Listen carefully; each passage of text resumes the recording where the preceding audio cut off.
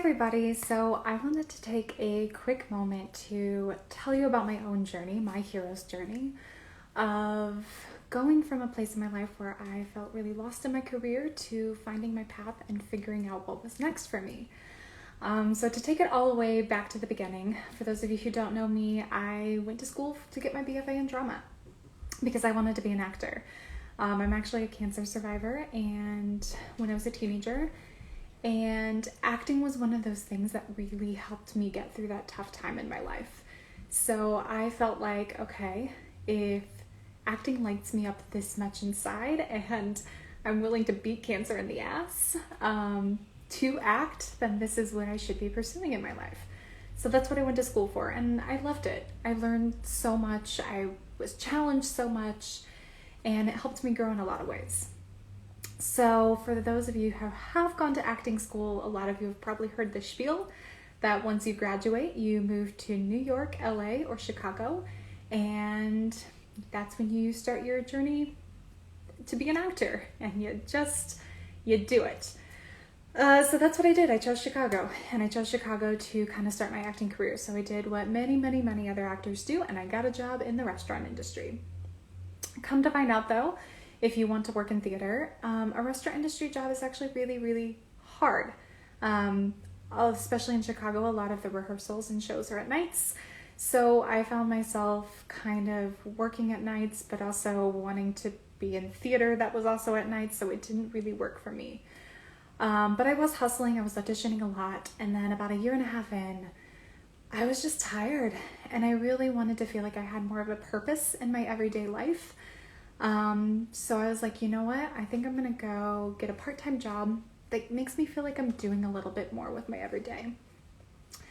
So I actually found a part-time job in a corporate world that I left within a week for a nonprofit part-time job with a theater company that I really admired. And I felt really lucky to have gotten this part-time job. So as many of you in this might register with you, I ended up getting 5 part-time jobs to make ends meet. So it was great for a time, but working 5 part-time jobs is a job within itself. It's not sustainable. It's really hard to do. And after about 1 year, I knew this is not gonna keep working. Like, I can't keep doing this. I'm getting older. My body can't keep up with this. So luckily for me, around that time, I was actually offered a full-time position at the theater company I was working for, which was like, yes, win. Change all those part-time jobs into a full-time job. Awesome. I also ended up booking one of the largest acting gigs up to that point in my life, and I was so excited. It was huge for me. So about 6 months later, I'm working this full-time job. Rehearsals for this acting gig start, and it was really hard. It was working that job on top of that acting gig was one of the best times in my life, but it was also one of the hardest, and I was really burned out by the end of it. And what happened was I took a step back and I started really recognizing what my life was going to look like in this city as an actor for the next 20 to 30 years. And I quickly realized I didn't want it. It just wasn't right for me. And there were things that were missing, and it didn't light me up inside as much as it used to. And I think the hardest part was I stopped enjoying the process. The process was no longer fun for me.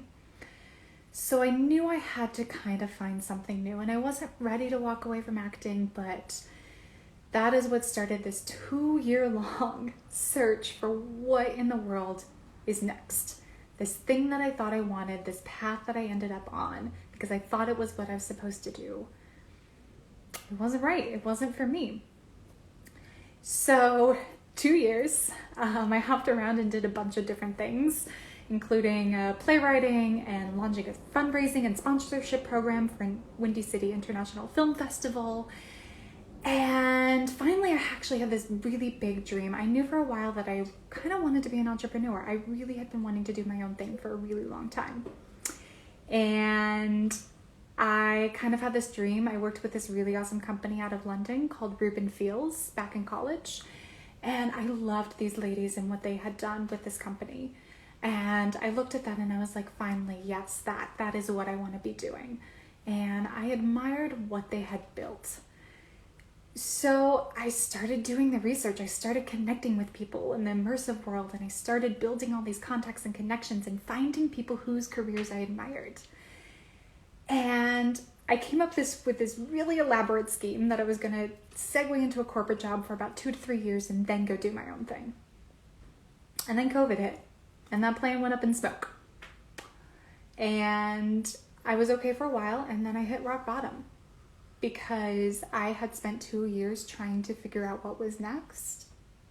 And frankly, I was exhausted.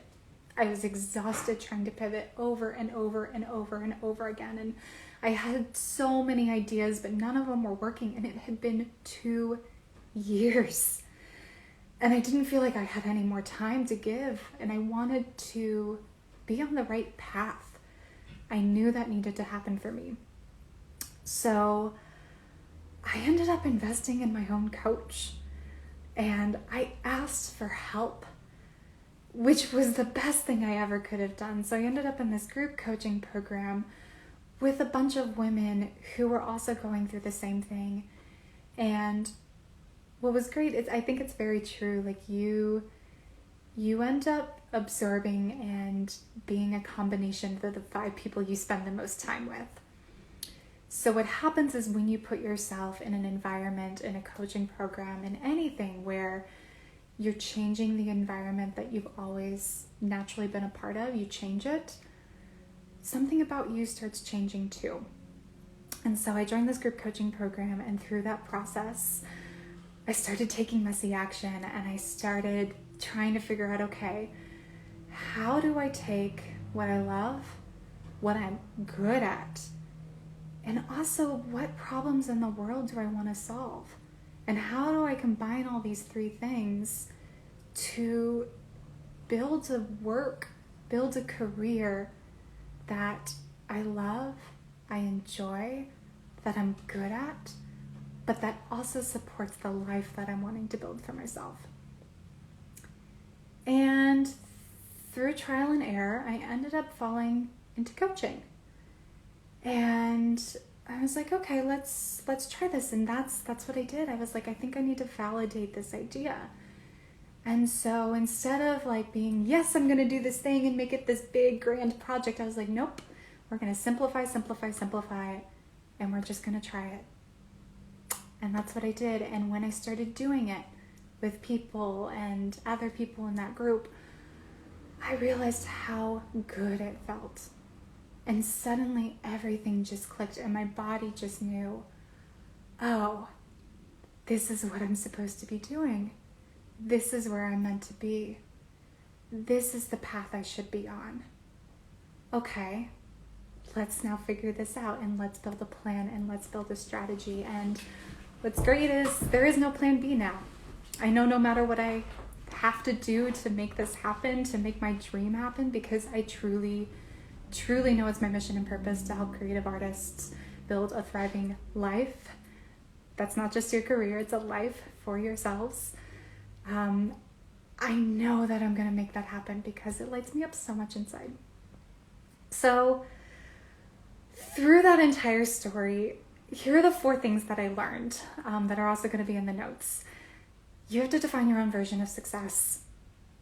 Everybody's version of success is going to be different, and what works for one person is not necessarily going to work for you, and that's okay. And we need to let go of the judgment that in order to succeed or be a successful artist or to not sell out, you have to be doing a certain thing in your career. That's not true. The way that you're going to be happiest is by figuring out what you actually want and desire and building a career that fulfills that. 2, I learned that you have to ask for help. Yeah, plain and simple. It's really hard to do a lot of this stuff alone. And asking for help helps you also build those connections and the people who are going to help you get to where you want to be. 3, to find out what's next, you have to do a soul search. the answers are, funny enough, they're inside of you. They're in your past. They're buried deep down inside, like all the breadcrumbs are there. It just takes a lot of personal work to pull them all out and put all the pieces together. And 4, you have to validate your ideas. Before you spend a ton of money, and I'm talking like thousands and thousands of dollars, or before you spend a lot of time, test it. Like, test it out, do a beta version, or also talk to people who are doing what you think you want to be doing. There are ways to validate these things without spending a lot of time and money. So, anywho, that's my story in a nutshell. If you guys are wanting more support or tips on how to build a thriving career or how to be a thriving creative or business savviness, I want to invite you to the Creative Journeys Facebook group. It's a free group full of all different types of creative artists, and that group is there to support you. So if you have any questions about this video, about my story, about what I do, feel free to join the group and pop that question in there, and I'd be happy to answer it. Anywho, thank you so much for listening in, and I hope you have a happy Monday. Bye, guys.